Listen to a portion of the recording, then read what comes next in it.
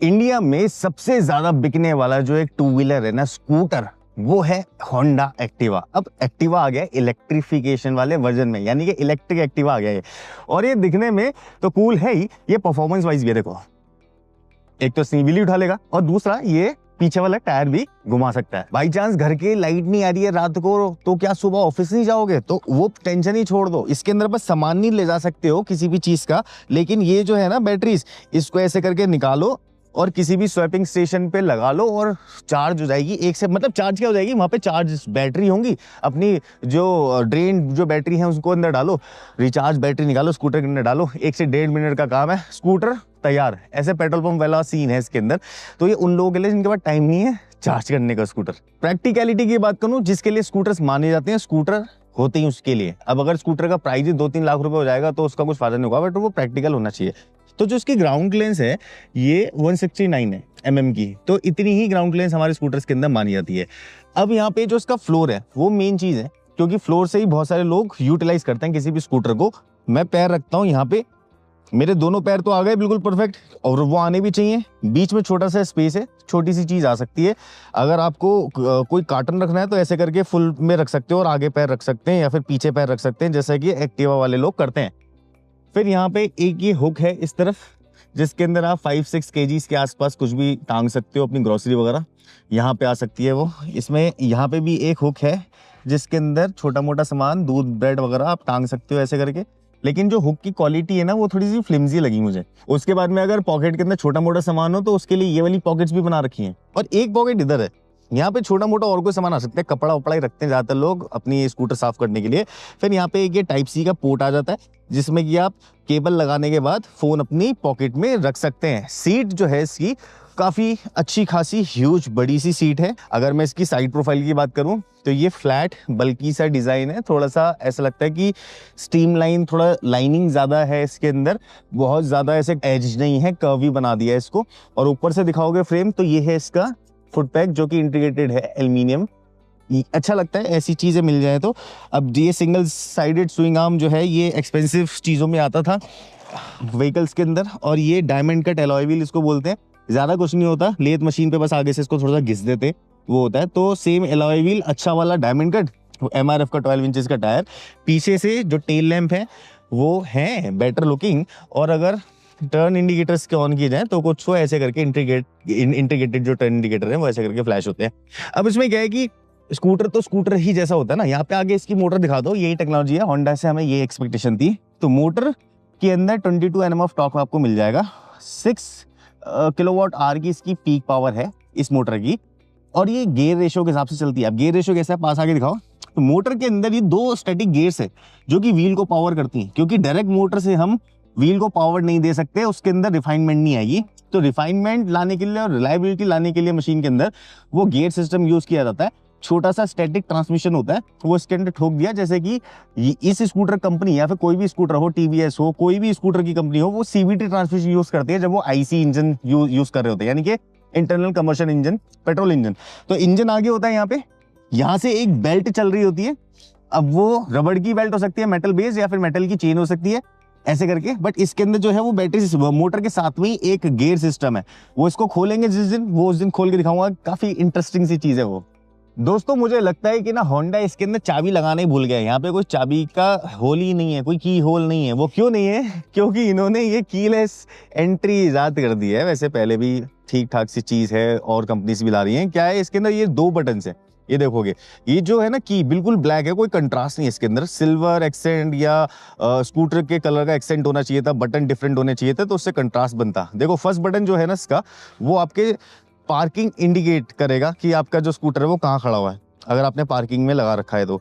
दूसरा जो इसका बटन है ना, जैसे ही आप इसको प्रेस करेंगे और ये रेड हो गई ना, तो इसको बस छोड़ दो। अब ये जो स्कूटर है अपने इग्निशन मोड पे आ गया, ये वाली लाइट ऑन हो गई, ये नोब घुमाया मैंने और इसको मैंने कर दिया ऑन, और ये स्क्रीन हो गई है ऑन यहाँ पे। तो इन्होंने कुछ UI ऐसा बनाया इसका, ये यूजर इंटरफेस है कुछ ऐसा है। अब ये UX कैसा है, तो यूजर एक्सपीरियंस कैसा मिलेगा आपको। ये बटन्स देख रहे हो, ये है मेन मेन्यू के बटन्स। इट मीन्स कि ये बटन्स इस मेन्यू के।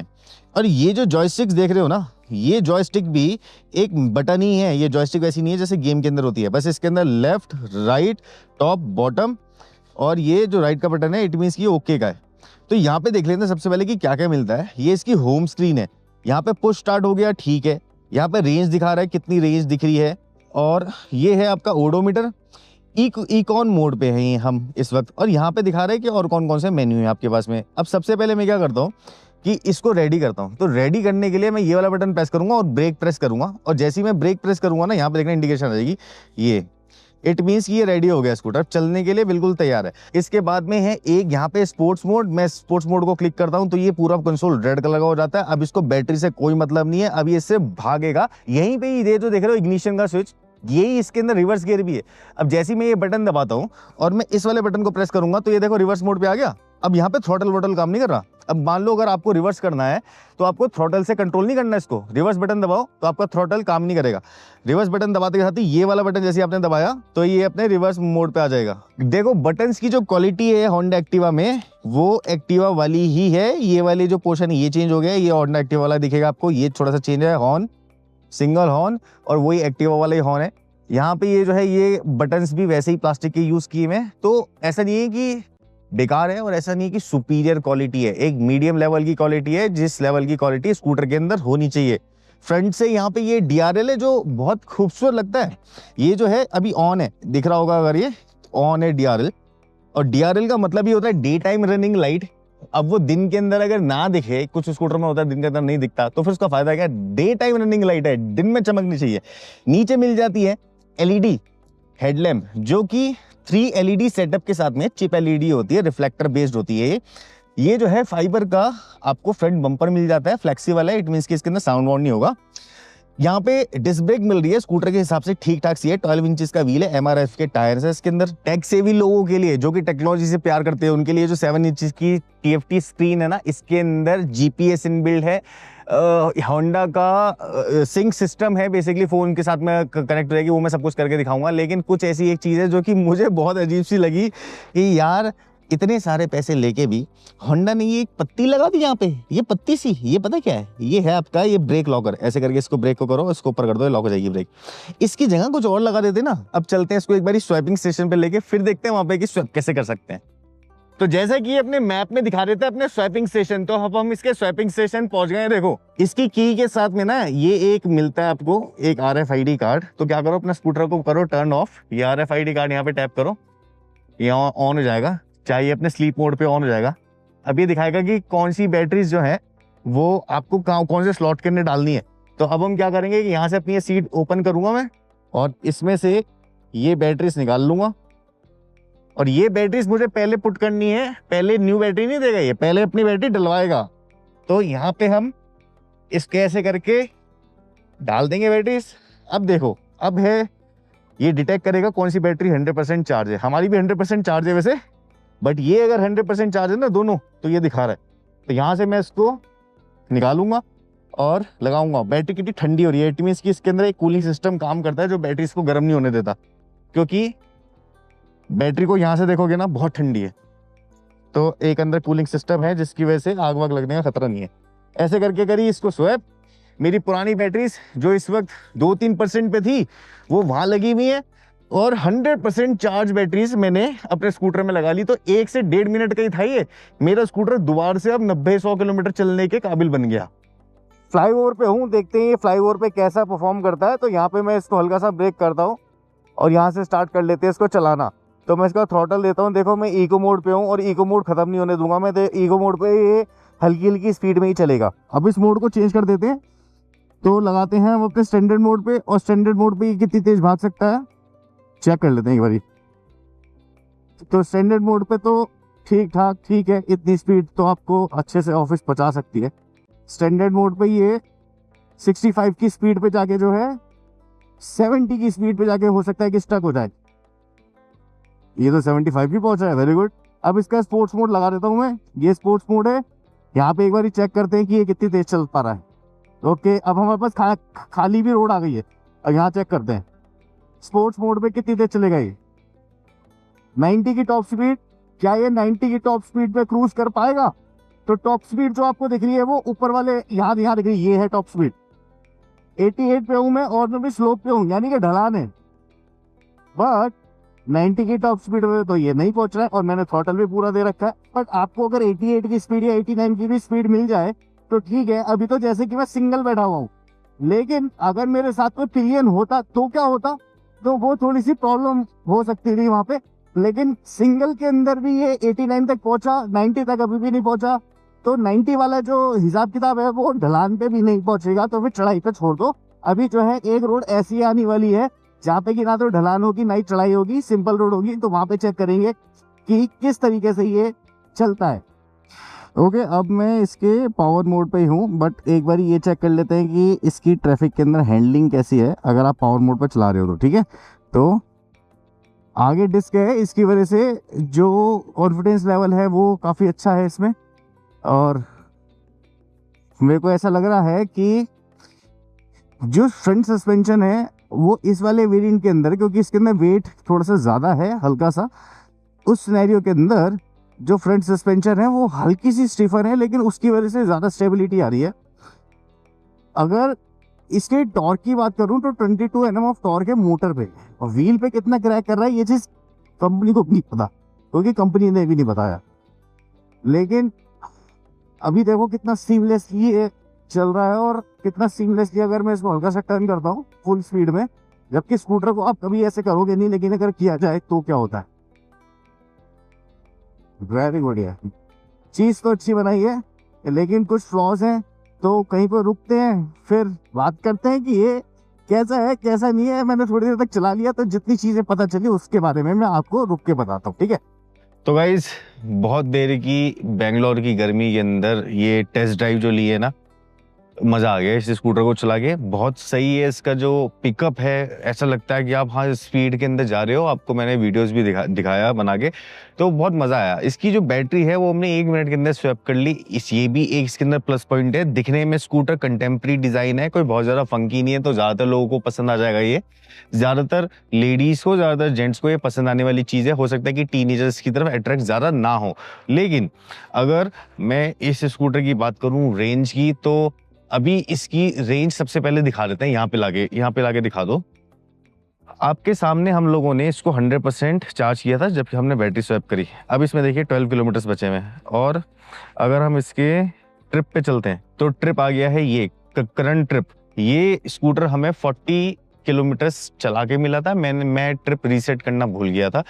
40 किलोमीटर्स मैंने और चलाया, और अब बैटरी कितनी बची है देख लेते हैं। जल्दी से आगे देख लो, 12 किलोमीटर की बैटरी बची है। इट मीन्स की 50+ किलोमीटर्स ये स्कूटर अपने स्पोर्ट्स मोड पे चल सकता है। अब ये बात हमें ध्यान देनी है कि इसके अंदर 3 मोड्स हैं।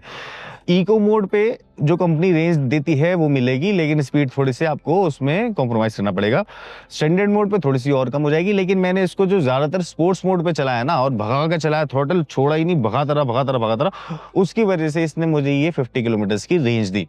अगर टू बी वेरी ऑनेस्ट बात करें कि हमें इस स्कूटर के अंदर पैसा डालना चाहिए या फिर नहीं, तो मेरा कहना होगा दिल से कि अभी थोड़ा सा रुको। इलेक्ट्रिक स्कूटर ले रहे हो तो और भी काफ़ी सारी चीज़ें हैं। हो सकता है होंडा इसकी बैटरी टेक्नोलॉजी को कुछ चेंज करे और भी चीज़ें लेके आए मार्केट के अंदर, क्योंकि जिस प्राइस रेंज के अंदर ये आ रहा है, मान लो 1,17,000 रुपये की प्राइस रेंज के अंदर ये आ रहा है, तो और 1.5 लाख रुपए तक जा रहा है, तो उस रेंज के अंदर काफ़ी सारी और चीज़ें हैं। और सिर्फ यही नहीं है, अभी तो इसकी बैटरी एज अ सर्विस है, वो भी बताता हूँ। अब इसमें 2 प्लान्स है, मेरे फोन में लिखे हुए आ रहे हैं कंपनी की तरफ से। तो एक है 2,000 रुपए का पर मंथ प्लस GST, जिसके अंदर आपको 40 किलोमीटर पर डे ही चलाना ही है।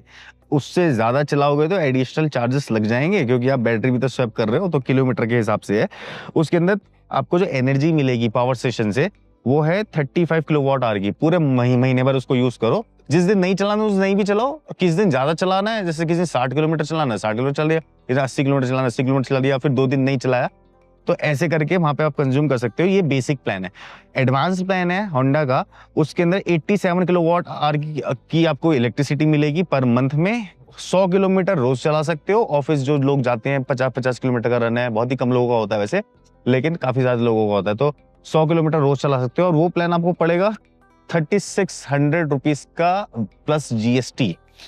तो यहाँ पे तो एक यही कंडीशन आ गई ना कि मैं एक तो इतना महंगा स्कूटर लूं, उसके बाद में ये सब्सक्राइबर वाला प्लान भी लूं। हर महीने जो मैं पेट्रोल में खर्चा देता था, मेरे 3500-4000 रुपए खर्च होते थे, वो भी इसमें भी खर्च होंगे। तो कहाँ पे सेविंग्स होती हैं? अगर कहीं पे सेविंग्स होती हैं तो आप मुझे कमेंट करके ज़रूर बताना। और इसमें ये भी है कि कंपनी जो स्टैंडर्ड वारंटी देती है वो 3 इयर्स की है, RSA वगैरह देती है उसके अंदर कि भैया रोड साइड असिस्टेंट मिल जाएगी आपको, मेंटेनेंस 3 जो सर्विसेज हैं वो फ्री मिल जाएंगी। फिर उसके अंदर एक एडवांस प्लान भी है, वो पेड है, जिसके अंदर आपको 5 इयर्स की ये सारी की सारी सर्विस मिल जाएंगी। तो हर तरफ से अगर कस्टमर ही पैसा दे रहा है तो क्या ही कहना। तो मेरे हिसाब से स्कूटर जो है ये परफेक्ट है, स्कूटर के अंदर कोई प्रॉब्लम नहीं है, बस होंडा को बस पैसे कम कर देने चाहिए तो इंडियन मार्केट कैप्चर हो पाएगी। और ये बात सच है, देख लेना, स्कूटर लॉन्च होने के 6 महीने 8 महीने के बाद ये कहीं पे दिखेगा नहीं अगर इसी प्राइस रेंज के अंदर आया तो। अगर इसका प्राइस कंपनी ने कम कर दिया तो ये हर जगह दिखेगा, हर दूसरे गली मोहल्ले में, हर दूसरे घर के अंदर दिखेगा। बस प्राइस का थोड़ा सा खेल है। होंडा प्लीज इस चीज को हमारी ऑडियंस के लिए भी थोड़ा समझना। ऐसी और अमेजिंग से और न्यूट्रल वीडियो देखने के लिए, देखो सच्चाई है इन वीडियोस के अंदर, ये कोई तारीफ नहीं है या फिर कुछ नहीं है, या फिर ऐसा नहीं है कि हम तो अच्छा ही स्कूटर बता रहे हैं, नहीं, जो सच्ची है वो है।